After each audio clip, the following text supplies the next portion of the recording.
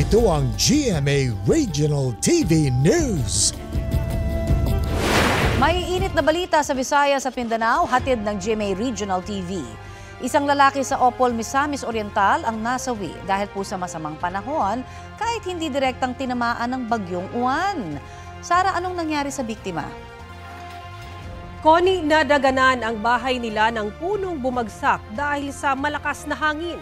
Nangyari ang insidente nitong linggo sa Barangay Limunda.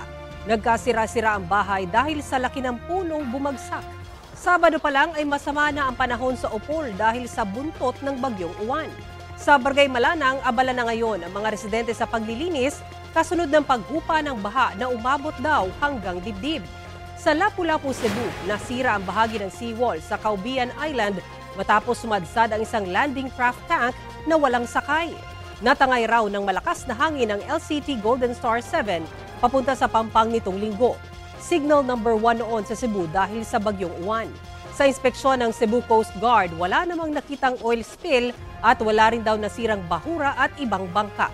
Inaalam na ng lokal na pamahalaan ng Lapu-Lapu City kung sino ang may-ari ng vessel.